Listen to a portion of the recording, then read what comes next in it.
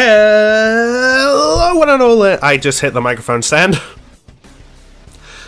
Rolling with it. Welcome back to Ice Queendom discussion. I'm your only mate, and with me as always is...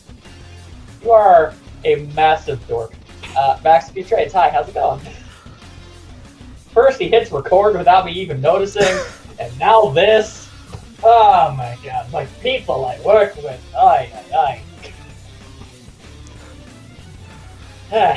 Anywho, it's good that we're getting ourselves some comedic value out of the beginning of this, because this episode dark as hell. Yeah, I have many thoughts, and I don't like most of them. Yeah, I mean, there's some cute in here, but... Not a lot. Yeah. It needs to be said that when I say I don't like it, I'm not saying, oh, that makes this a bad episode. No, it's just the symbolic nature of which that you can ascertain from all of the things in this are really friggin' heckin' dark the more you look at it, and I don't like it. But it's what makes overcoming the problem all the more fulfilling. I suppose so. Yeah, I know. And okay, I'll get to it when it's relevant. But like, dang man, they really going for the gut punches today. Yeah. Well, I mean, at the start of this episode, it's like over 2 minutes of what happened at the end of the last one. Which I kind of understand because it's sort of important context, but at the same breath, I have to say I find that kind of weird because who would randomly go, yes, this seems like an interesting series. I do believe I'll start on episode 8. Ah, good thing they gave me this prior context. It seems entirely enough to just watch the previous. We'll start from episode 4. We'll just start from the beginning. Like, yeah. But I guess I get it. Big Nicholas is big gangy and he can be doing some big punches. Yeah, but the girls are fast enough to get out of the way and just like get back. Ruby's gonna say, "Hey, ho," Well, I mean, I think Blake says, like, we gotta get past that. They gotta get in there. Ruby says, "I will be the one to do the thing." And Yang says, "I don't know. You are very small." And then they're both like, "Hey, maybe stop with that mess." And Yang's all like, "Dad, wait. Stop with that mess." Well, I mean, I'm not at the moment, but I really want to talk about this like one Blake moment because I've been really looking forward to it. Go ahead. It's right here. It's finally here. At 2:52, there it is. It's just when Blake puts her hand on Yang's shoulder and just said, "Hey, let's believe in our leader, okay?" I'm sure you definitely didn't take a screenshot of that to use in the video. I mean, whenever we record these, I take the screenshots afterwards. I'm aware, but I'm just saying, it's like, you're definitely not going to have that be one of them. Nah, totally not. You know it's going to be. You remember how many screenshots I had of just the tiny Weisses? Yeah, I do, and I appreciate that, so, Yeah. Man, it just takes like 50 different screenshots of this one scene. So I want to comment on this because we see like a lot throughout RWBY. Just Blake is the one who most consistently has faith in RWBY. That's true. Not bad for someone who never had a one-on-one conversation with her until like volume 8. 6, whatever, same thing. Yeah, obviously not intentional, but no, it wasn't intentional at all, but it was hilarious. A little bit, yeah. Because I refuse to believe that the writer's room wasn't like, oh dear God, we totally forgot. We just never noticed. It's irrelevant. It's always funny because it's like you can tell, like, oh, they gave Weiss and Yang 2 big emotional moments. It's like, good, we've cleared that up. Now there's very clear, obvious that they're friends. And that emotional connection is solid. Now all of the girls make sense. And then just like a volume or 2 later, oh no! Anyway, the plan is a solid. I imagine they realized that during Volume 4 when the girls were like separated and there was no way they could actually have Ruby and Blake interact. Yeah, that was definitely not great. Like, oh no. Just like, okay, we gotta get the girls back together. I mean, for obvious reasons, yes, but Yeah. now even more reason. We failed to fully and firmly establish that two of these characters are even friends.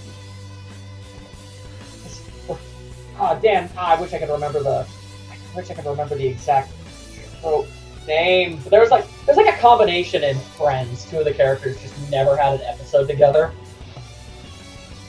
and like just because literally nobody ever thought of it at any point during the show's run, and it kills me that happens sometimes. I'm trying to think of like what combination that is. I'll think on it, and if I can remember, I'll tell you later. Anywho, Ruby's got herself a pretty good plan. I mean, it's simple. Basically, Blake and Yang are going to be distracting. They're gonna distract Geek Nicholas, and Ruby's going to do herself a speedy sneaky all the way through, and it's all going to work out. Yeah. However, unfortunately, we now cut to we cut to the Geek Nicholas, and it scoops up all of the little silly Weisses, the little mini Weisses, and like a weird diabolical tractor beam. And at this point, I'm already deeply concerned and going, "Oh no, don't hurt them!" Like I am already emotionally invested. Don't hurt the adorable ones. Indeed. And then Shadow Weiss goes over to the freaking out Jacques statue and ends up making it the Armagigus, and I don't like that either. Jacques isn't that nearly badass enough for that to be the way that be. He's supposed to then. I mean, it's also just funny hearing Jacques, like, freak out like that. Yes, obviously, but unfortunately the good times, they are over, because Jacques got a big-ass sword. He is murdering the hell out of them robots that got infected with the silliness. Hmm. And John and Pierre are running away, and he immediately decides to phone up Shion because stuff's kind of gone a little off the handle, just a little bit. More than a little. Yeah, he's like, well, they've made one too many changes, and Weiss's heart seems to not be too terribly interested in allowing that. So things have gotten pretty serious. Yeah. But they basically just kind of surmised what we already know. I was like, oh well, yeah, no, the things are taking a turn. The Nightmare's taking advantage of Weiss's heart. You all really need to fix this, or she gonna die. Any jokes about that, Yang? No, she's asleep. Good. I feel like we hop on that a bit too much. Maybe, and yet here we are. We need humor where we can get it, because it's not going to be in this episode. And I don't Admittedly, like the scars, the fractals. I don't like it. Let's get those off of. God, I still remember when I first saw this, just like the big Nicholas shooting the laser at the Silly Weisses, as they're officially named. And when just like the big ones explode, I'm just like, okay, and then they're just back to normal. I was like, yeah, no. Here's the thing: when the Silly Weisses got pulled up by the tractor beam, I was already very worried for them. Then it started shooting a giant goddamn Kamehameha at them, and I was like, ah! And then they started exploding, and I freaked out even more. And I don't exactly understand why they exploded into smaller versions of themselves, but they weren't murdered, so that's good. And I'd like to very briefly rewind, just for the sake of a joke, because back outside of the dream, there's this one shot of Ozpin just kind of staring, and his internal thoughts, like inside his head, is like, man, I sure hope they succeed, because I do not need a dead child on the student registry. Again. Like, man.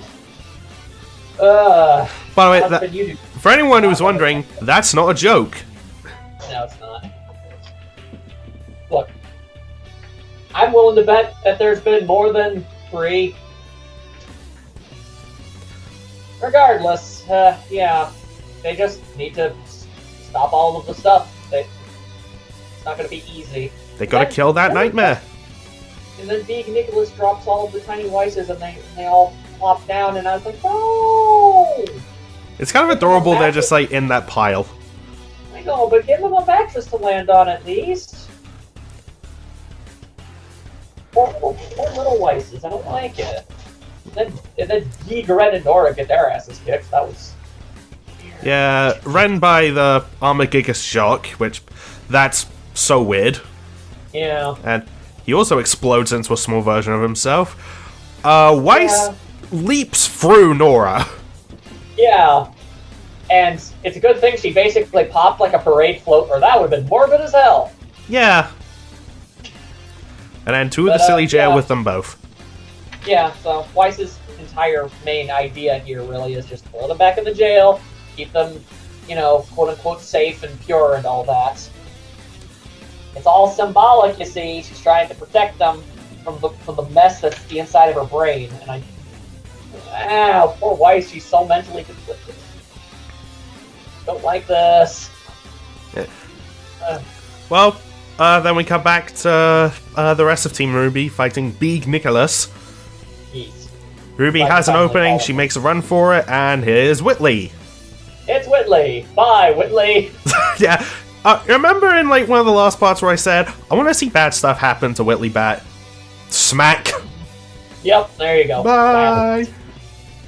And then it's like, oh, I guess Weiss has a brother, RWBY says. Off she goes. That's an interesting way to learn that. Yeah. And just like how we learned that Crescent Rose can apparently fire flares. I was about to say the exact same thing. I did not know it could do that. I mean, makes sense. Maybe there's some kind of dust that lets them do that. I guess. But it's still like, I've never done that before. I'm like, oh, alright. You know what? Now that's just making me wonder. Like, okay, this is going back into like Volume 9 speculation. Couldn't, like... Oh, wait, no. That wouldn't really make sense, would it? Dang, he had a fun idea, and then immediately realized it wasn't a fun idea. That's a bummer. Because I was wondering, couldn't one of the girls just, like, shoot up a flare as just like, hey, rest of my friends, like, come here. Yang has no reason to do that. I need to, like, find... I mean, if it... Yeah, Yang has no reason to think anyone else is even there. RWBY and Blake don't have their weapons. Would. Yeah. Jean's absolutely not capable of doing that. Weiss, I don't know if she has Mirtanasta. I don't know either, but I mean, maybe if Jean really yeeted that grenade... Yeah, it just explodes into like a light shield. It's like, hey! Just be like... No, Blake looks up. Is that a moon? Somewhere else. Yang looks up. Is that a space station? Shut up. How many times must you assert your dominance as King Dork, King of all dorks? I don't know, I just see the opportunity for a reference. Clearly. Anyway, RWBY makes herself a bit of a door, and now everybody is back inside the mansion, which is good times. I'm sure no bad times are going to follow. As they enter the room of many chairs. Yep, and hey, Yang gets to see what this room is like now. Oh, there you go. It's very brief. Then just slowly walk their way back to where they were. Yeah. Wave the yellow relic around. It's like, Snake, do your thing. And is it weird? They could have had an opportunity for like a joke here. It's just like, just have one of them comment on something like, I don't know, like, see, Blake told you that's what it did. Yeah. Well, see, here's the thing. I don't know. Here's the thing about Ice Queendom. All right, something that is unmistakable is that humor seems to be one of the single lowest priorities for them in this entire thing. Yeah, it's just like that whole sequence. No one says anything. Yeah, it's just kind of quietly retracing their steps through all the things we've seen them go through already. It's like, we kind of could have assumed that they were going to do that again. Didn't really need to see it again. Yeah. At least they could have done was throw a joke in there or something. And a couple times in this series, it feels like there's opportunities for a joke, and this is a prime example of it. Shadow Weiss finds John and Pyrrha, and she says she's going to send them back. And John, I do like how this is done. It does, but it could have been better, because here's the thing. John resolves himself, he's like, nah, I'm gonna wake you up, Ice Queen, and it smash cuts to him just falling through the portal back into the silly jail. Which, as is, pretty funny. But there was one thing they could have done to sell it even better, and that would be if they cut the music. Like, just a full-on smash cut, the music stops, and you just see John go plop. Boom. Solid joke. I was thinking of something completely different. I bet you were. Also, Pyrrha lands on John. Nah. Is he complaining? I don't see it. He shouldn't. Indeed. As for the thing I was thinking about... Uh-oh, where are you going? So, my thought was... So, do the whole lead-up, I'm gonna wake you up, Ice Queen! Ah! And then just cut to Shadow Waste just, like, stomping on John as he's, like, begging, no, stop! Ow! Not even using a sword or anything, just stomp. Yeah, well, she's wearing high heels, too. Ow. Well, some people pay for that. But still, ow! Anywho, they're all dumped back into the silly jail, where Weiss seems pretty content with them being in there for eternity. Except I don't think even Shadow Weiss fully realizes that this isn't really a safe place anymore. Yeah, because, well, Jean tries to open the Klein door, but it's getting overrun by thorns and freezing. Yeah. And you don't want to touch that stuff. Yeah. Oh, man, I hate the background detail because, as Jean grabs Pyrrha and a whole bunch of the tiny Waces, they start running, it's already got Ren, Nora, and some of the tiny Waces. And, okay, not... And alone, seeing them, like, ensnared? No, I don't like it. No, I absolutely despise it. And here's the problem. Here's even the bigger problem. It's one thing to have them in distress, which I hate. It's another thing... Okay, the one on the far left, it looks so much like one of the vines is around her neck. Yeah, no, stop that. And then it's zeroed in on it, and I do not like it. I hate it. I hate it too. Anyway, John ascertains that it's probably because he removed the relic, which, yes, it's that.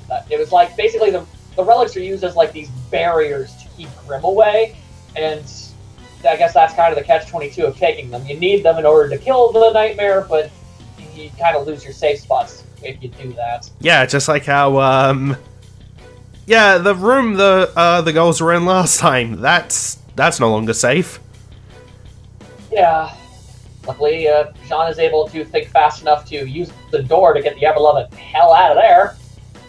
Not before yet another tiny Weiss gets grabbed by vines. Oh. Don't like that! I don't like it either. Like, why they gotta keep doing that? Stop it. Stop hurting them. Okay, you know, I have some levity, like, for this, at least.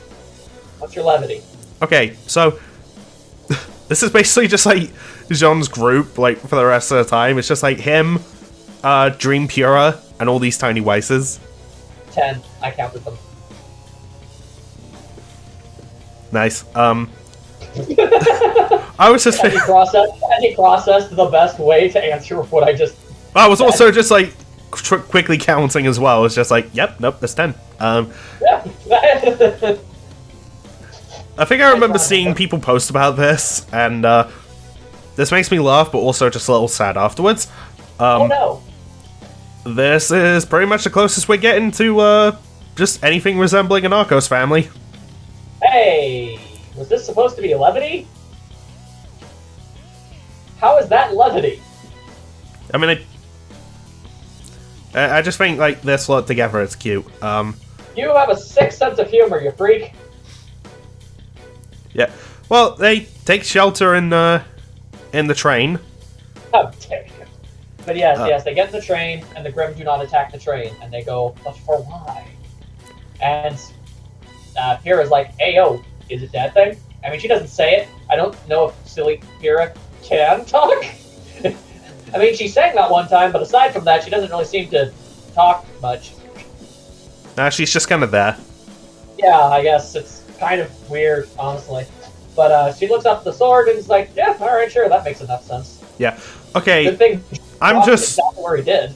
Yeah, I'm just gonna explain this. So, because the sword is embedded into the train, that's holding off the nightmare.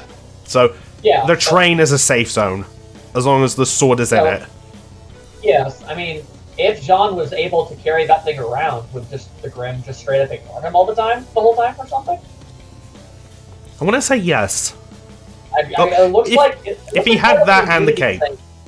Yeah. Well, if you look at that, man just spoiled what the cape did. God, this dude. You hate to see it, you really do. I mean, anyway, he lost it, remember?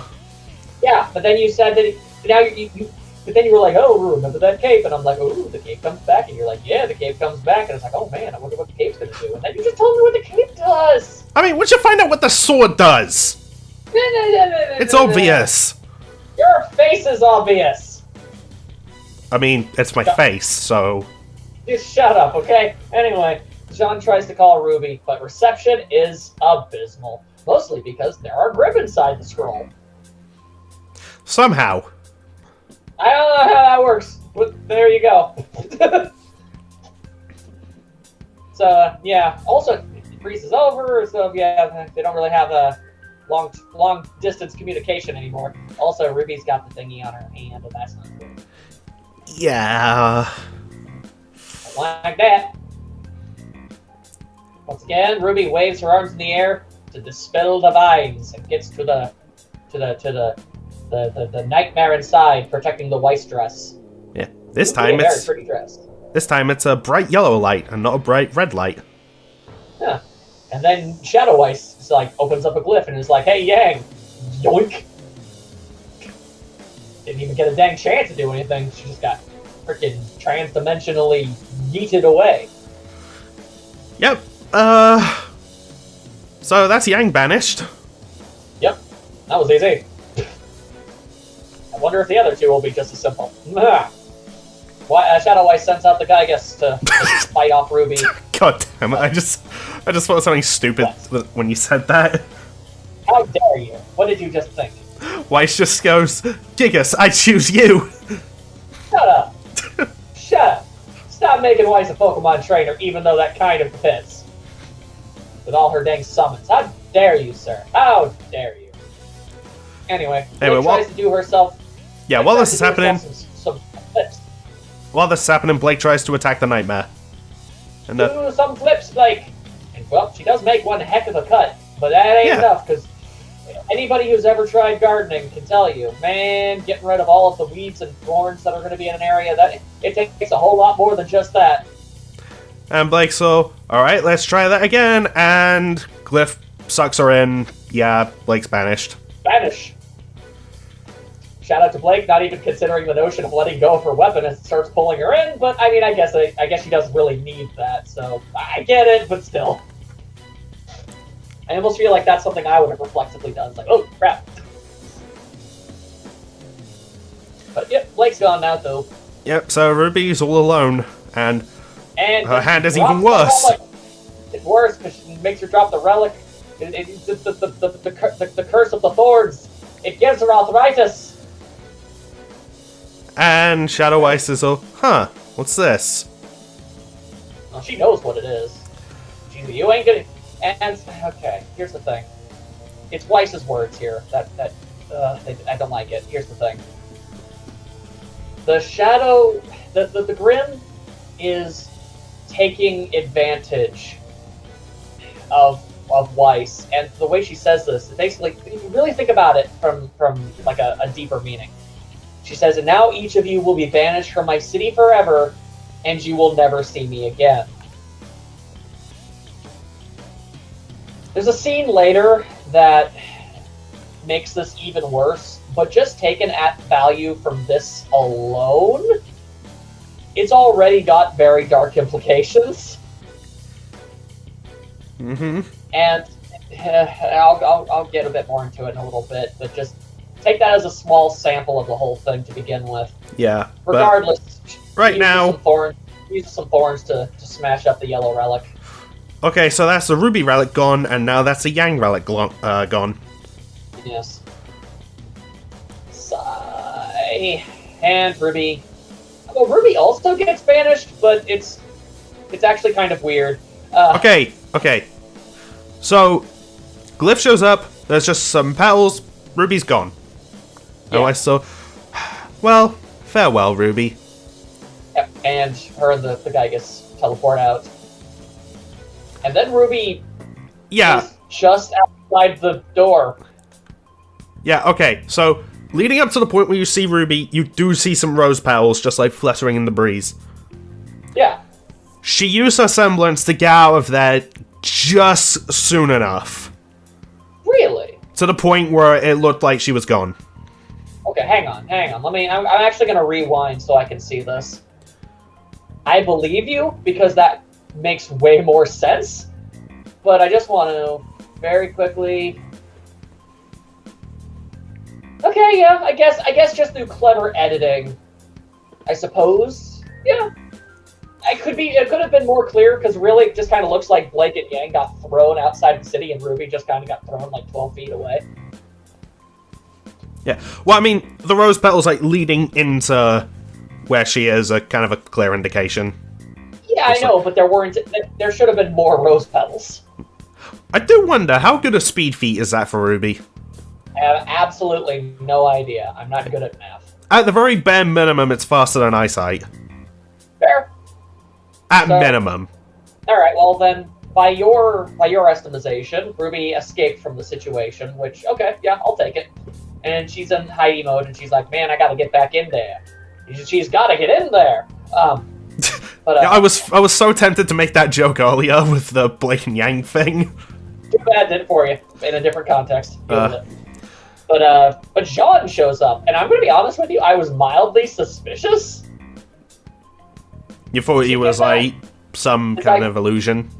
Or something? Was that just me? Because it just seemed so odd that John would show up exactly where he did, when he did, at that exact moment. I don't know. It just seemed odd to me.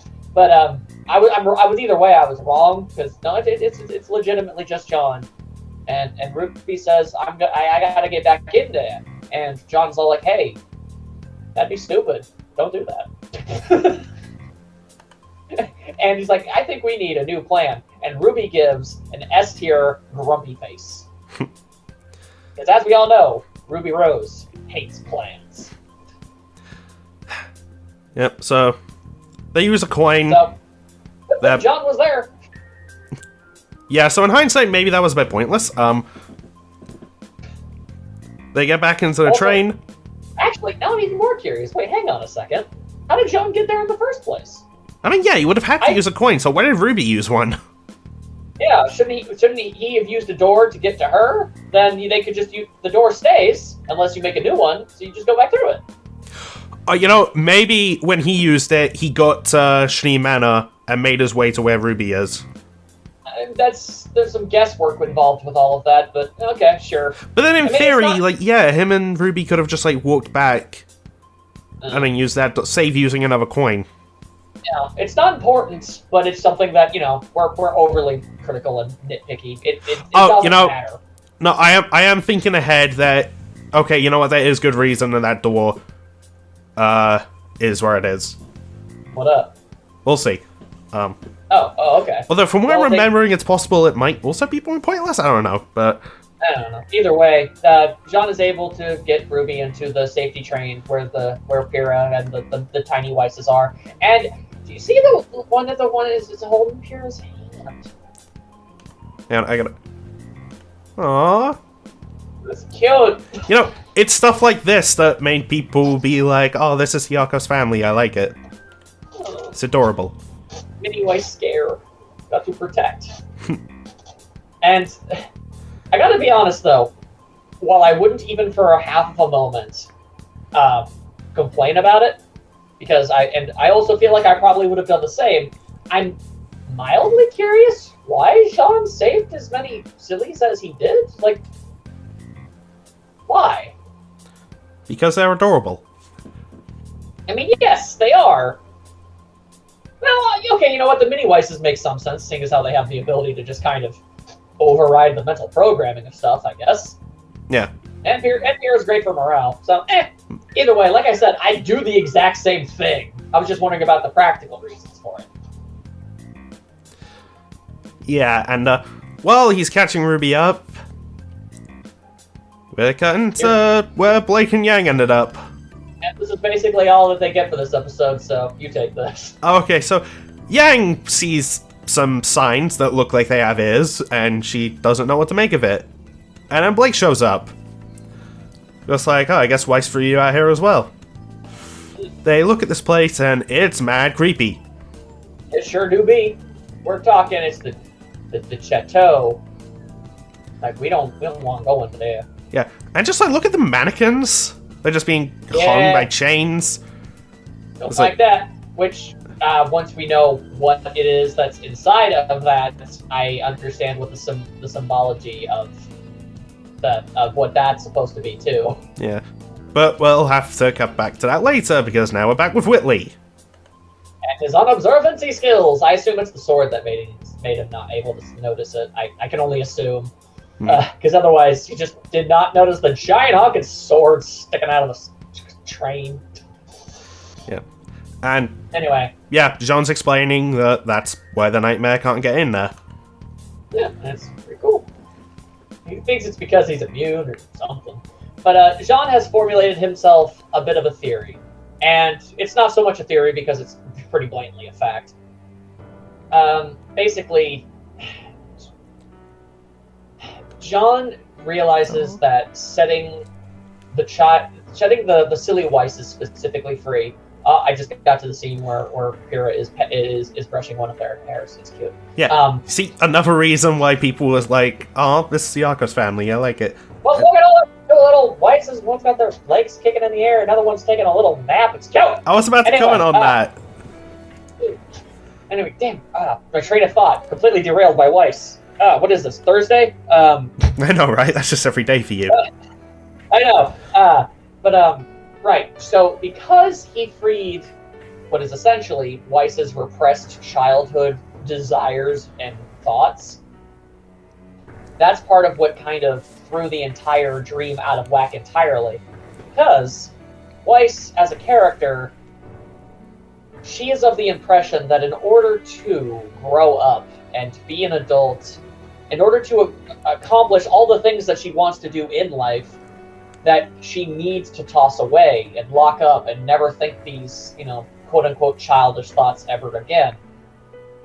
And it really gets deep into the psyche of Weiss as a character, especially at this particular stage in the series. Because this is still, pretty before Weiss is really, truly opened up and started letting herself have fun and enjoy things. Because that was always part of one of Weiss's main problems, is that, you'll remember, even way back when, there was a time when Weiss legitimately smiling was so rare and confusing to Ruby that she thought it was disturbing. That's how rare and unusual it was. Also, probably not the best thing to say to somebody who was slowly coming out of her shell, but hey, that's besides the point. The point is, Weiss has gone through a lot of traumatic mental turmoil, and while we got to see her slowly develop and change from the outside, from her actions, Ice Queendom has given us the ability to more thoroughly analyze her from an internal perspective, which is something that the actual show didn't have time to do because, they have their own full-on plot line already going through, Yeah. And I wanted to just say, for a long time, I was really worried. Like, I've said this before, I was really worried about Ice Queendom. I didn't know how I was going to feel about it because, Weiss was the villain, and they were going to go into her dreams, and it's going to show the Faunus being repressed, and she's all militaristic, and blah, blah, blah, blah, blah. It's like, are they just gonna dunk on Weiss the entire time? And I was very hesitant. Indeed. I need to stop calling back to that. You really do. And there was also I kind of had this worry as well that would they just kind of have Weiss be like a damsel in distress in some way? Yeah, at best she was going to be a damsel, or at worst she was going to be just the purely antagonistic, force. well, it's early enough in the series where Weiss was a jerk at the time, so we don't need to think that far into it, so she's just a bad guy in here. And I was like, you know, because Weiss really doesn't need that. She already has a really hard time with that rehabilitation of her character in the fandom's eyes. Enough the people who are willing to pay close enough attention have obviously noticed that she's changed leaps and bounds and has become the heart of her team at this point. But it's always been so hard. And then they've come out with this, and I was really worried about it. But while yes, a lot of this is still, you know, technically true, it's far more about it comes off more like the people who decided to make this side series really enjoyed Weiss as a character and just wanted to flesh out her character development, which, for the record, they didn't actually need to do, because I never for a moment, and you can correct me if this is different for you, I never for a moment questioned Weiss's changes and slow development over time. It always felt incredibly natural, and it made sense at the time, right? Yeah, I see it. Right. But, like, at the same time, they decided, let's dive even deeper into it and even more firmly establish why it is that she is the way that she is and why it is she changes over time. And it's insane, man. So, like, okay, I'll be able to finish this thought well and truly in just a little bit longer, but, man, also, can we just talk about how they decided to use, when it shows the silly Weiss is running away and Weiss, like, caging her childhood away, they made sure to use the art style that would be the most soul-rendingly sad. Like, wow, they really, really went there. And, Ruby starts having herself some pretty serious doubts. She thinks that, well, on one hand, her thoughts aren't unfounded, but also she is still being unreasonable with herself. Because, you know, communication is a two-way street, obviously. Yeah. But she starts really getting down on herself because she didn't really notice that Weiss was not just afflicted with the Grim, like how Pyrrha noticed with Jean, or noticing just how much mental turmoil Weiss had always been going through. How Ruby herself has at this point just kind of just thought, wow, Weiss, she's just that snobby jerk who is never nice to me no matter how hard I try. And now she's like the full weight of just realizing, oh, actually Weiss has gone through like a ton of this stuff and she has reasons for feeling the way she does about things, and I never even considered thinking about any of that. And she has some extraordinary guilt about this whole thing. And it's sad, and Ruby's crying. It's depressing. She compliments Juniper. You know, I mean, at the expense of herself, but she thinks the Team Juniper is just the better team and that she's not good enough to be the leader of Team RWBY. And the tiny Weisses walk up and they show concern for RWBY, and I'm full of feelings. Man, even more show up like off when Pyrrha walks over too. You know, they're all just like looking at the RWBY, and then the thorns, they start infecting RWBY's arm. Yeah, like oh boy. Jean tries to comfort her, but it's not working, and RWBY falls over.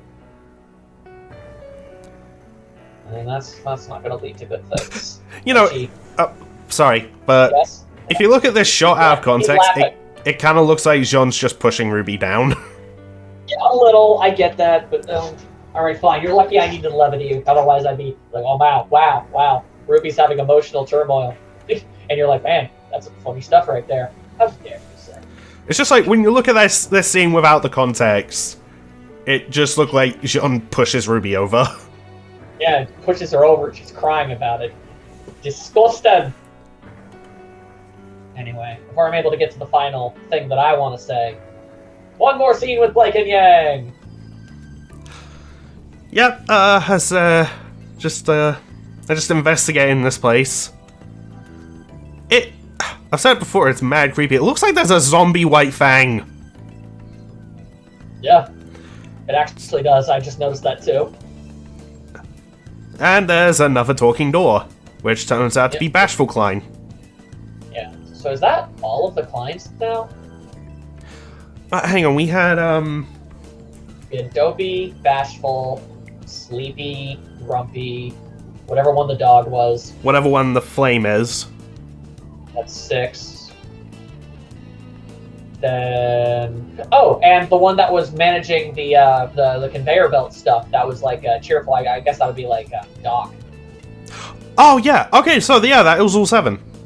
Yeah, that's all of the clients. Okay, I just wanted to make sure. I was trying to keep a mental tally of how many we've seen. Okay. But yeah. So yeah. This one looks at people that aren't allowed to be here, and Blake figures out, oh, you're talking about Faunus, aren't you? And he asks, wait, that reminds me, how did you get out? Oof. So, Blake figures out, Weiss, this is where she belongs. Don't like it. Don't like it. Okay.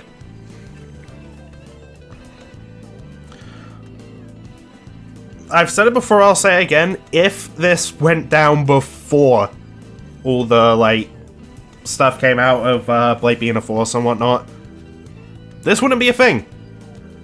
No. She'd just be, like, she would be in that bedroom alongside Yang and Ruby. Yeah, we would have. And hell, if this had been one volume later, that entire building might not even be there. Hmm. Or who knows, maybe Blake wouldn't be in there, she'd just be like... it'd be like, Faunus aren't allowed in here, except for Blake. Yeah, maybe. It's hard to say. Anywho, so Shadow Weiss returns back to her little headquarters, where things have very wildly fallen out of control. The vines are literally infecting just about every square foot of the entire Dream Kingdom at this point. Yep. Everything's covered in them.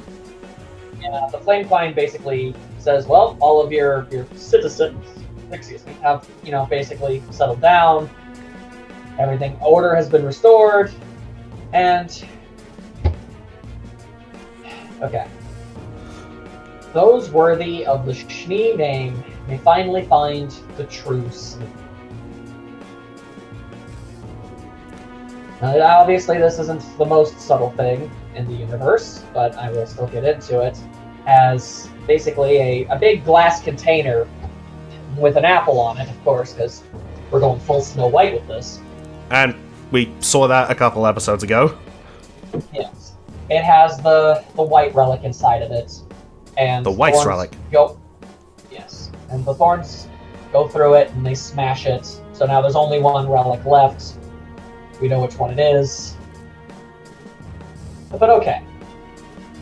So basically, Weiss is currently, at this moment, pursuing the true sleep. Now, I feel like I don't need to say this much, but in case you're somehow completely unable to comprehend it, not you, I'm sure you get it. Yeah, but, no. Yeah, basically it means death. Which means, this Weiss has reached a point where the nightmare has been able to infect her to such a degree that she is accepting death as an acceptable and the desired outcome.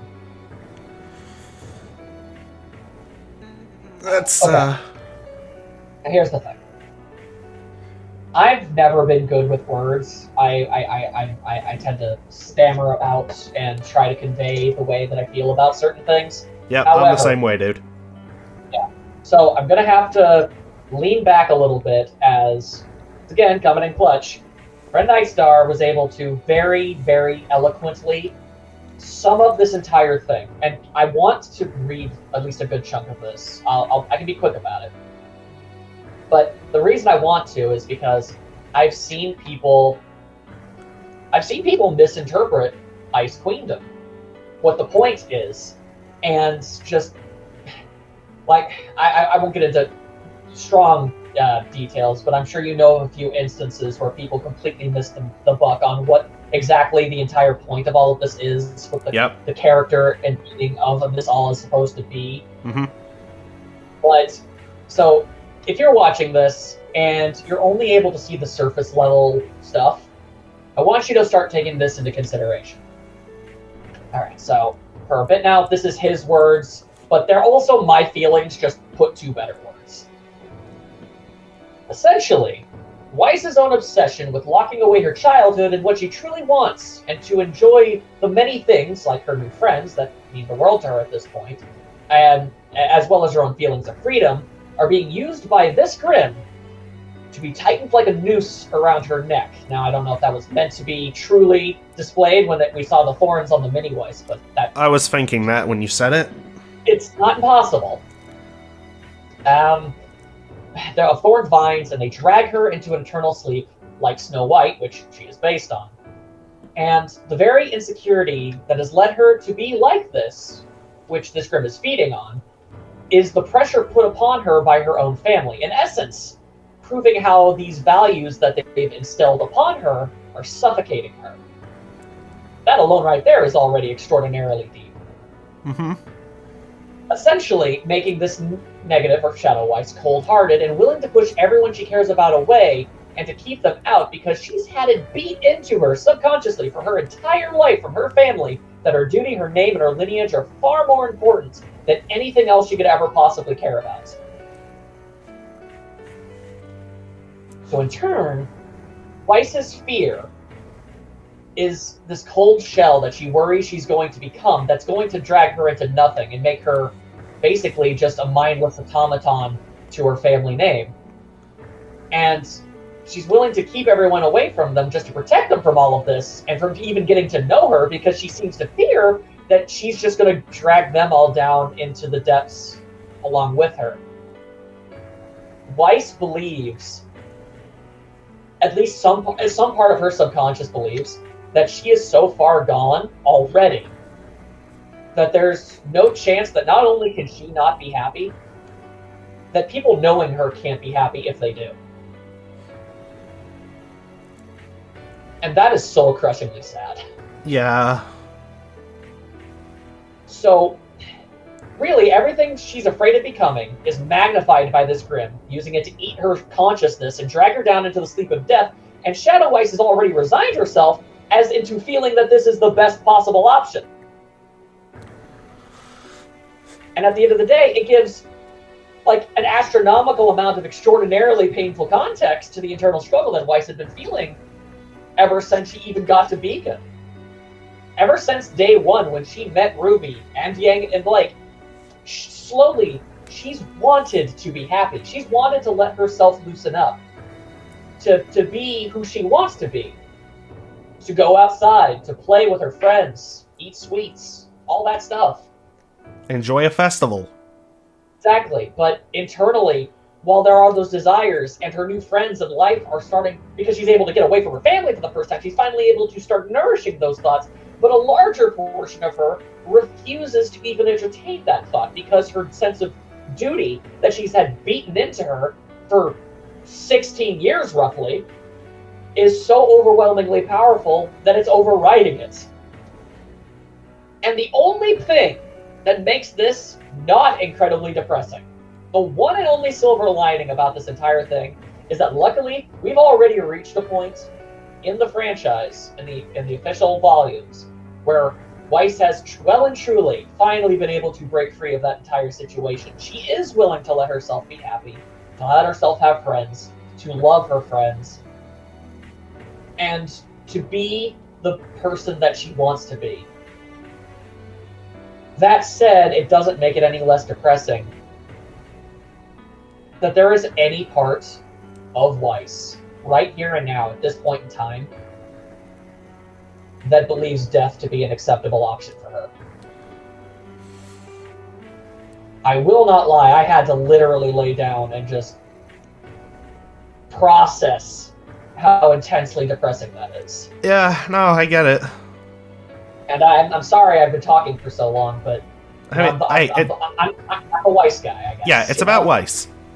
So, Yeah. Yeah. So, yeah, basically, if this is about as darkest of a darkest hour you can possibly reach, I personally feel. And hey, if you thought that was all that we were getting, well, not only do we still have this, there's like 4 episodes left. Yeah. But look, before we get to those other episodes, we need to rip off the trauma band-aid that is what's about to happen in this final scene. Yeah. I've talked enough. I want you to do this. So, RWBY wakes up in Beacon, but no one's around, and she's all confused. Like, hey, where everybody at? That's when the door opens, in comes the rest of her team. And, small detail, if you have a really keen eye, and yes, I mean this literally, notice that Weiss's eye scar isn't there. Yeah, for what it's worth, I mean, I guess people probably wouldn't be surprised by it to learn, but no, I obviously did notice that. I mean, right from the get-go, I knew that this was not actually happening, but still. Yeah, Weiss saw, RWBY, you're finally awake. And RWBY, she's happy that Weiss is awake, and she's fine. Like, gives her a big old hug. It's cute for the brief moment where it's wholesome. Weiss is saying, and that's all thanks to you. You truly are my best friend in the world and an amazing leader. Yeah. Okay, I want to hear Weiss call RWBY that at some point. Yes, but not under this context. No, because everyone... More people walk through the door. Well, everyone starts clapping, and yes, more people walk through, and they're also applauding. But you might notice that Ty and Zwei are there. What? Which confuses RWBY. And then the silly Weisses are there, and the robots. Yeah. And she has no idea what the hell's going on. She's on some kind of rotating table. She's like seeing everybody just clapping and clapping and clapping. Until they're all just dolls. Yeah. Just yawn. Look, it's okay. And yeah, I just want to very, very, very briefly just throw out the facts. I mean, because I'm looking for levity. The small pile of silly Weiss dolls. I was wondering if you noticed that. I did. Also, the Zwei doll. So, I mean, that's nice. Until the Thorns come in and destroy everything. Yeah, and we just see RWBY crying. Because, the Thorns approach her.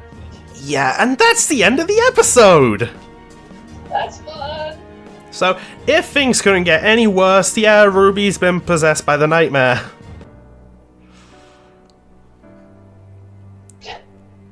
So, yeah. Weiss wants to die, and RWBY is definitely on the short list on getting to that point, too. And Blake and Yang are at where, like, they're at where Blake thinks, like, Weiss believes that's where she belongs.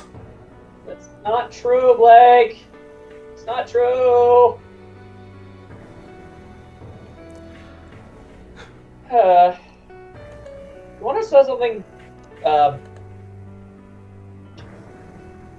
If you hear my mouse, it's because I'm skipping to the ending part for the episode. Yeah, I just noticed something. What's that? And I was going to say this was really dark, but I realized it's the wrong one. I noticed that in the part of the end credits where the girls are walking by and you can see like a blue sky reflected inside of them. Yeah? When Yang is walking by, she's like carrying one of her arms with her other one.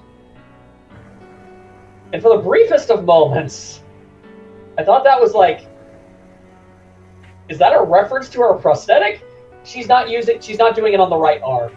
Rather, she lost her right arm and she's doing it with her left arm, so that's not it. But for a moment, I questioned it.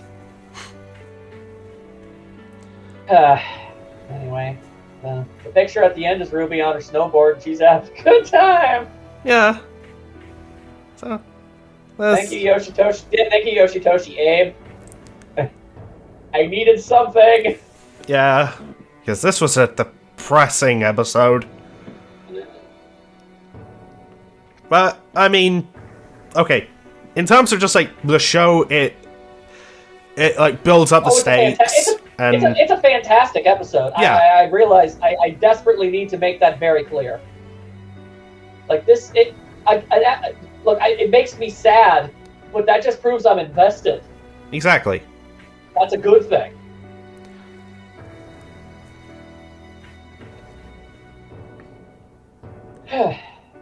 Still, And though, like I said, we've got 4 episodes left. this is an incredibly minor thing to bring up, but I've chosen to anyway. The official RWBY Twitter account posted the clip of Jean explaining, Weiss locking away her childhood feelings for the sake of growing up. And the tweet was like, "Stay in touch with your inner child." Yeah, and I replied to it, just talking that personally, and this is something I imagine a lot of people don't fully understand sometimes, because it's we play up our affections for Weiss and Blake for comedic value at times, obviously. Yeah. But a very large reason why I like Weiss as much as I do is because I find her relatable and empathizable, and I feel like I at least partially understand where she's coming from as a person, and I like seeing her improve and find joy in life. And I tweeted as much. I replied to it as much, and just saying that her character journey inspires me, and I'm always happy to watch her continue to find the life that she truly deserves. And it's obviously not a lot, but the official RWBY Twitter account liked what I said, so feel pretty good about that, at least. As you should. Just like how I felt good about replying to them about how the dub for Ice Queendom starts on my birthday, and they replied, "The best birthday gift," with a gif of RWBY being all excited and cheering. It's pretty great. And because I want even more joy in my life, I will also point out that Kara liked the art I made for my Let's Play. I noticed that as well. I was happy for you. It made me happy. I need happy things, and that made me happy. Yeah. And you mentioned like us playing up the affections for comedic value and everything. The stuff you said about like Weiss's character journey being relatable to you. There are aspects of Blake's where I'm just like, yeah, I'm kind of the same way. Yeah. I mean, different characters are going to resonate with people for entirely different reasons. Yeah. And well, that's just personally how it's always been for me. Weiss is a very, very well-made and written character. Yeah. Honestly, I think all of Team RWBY are. Oh no!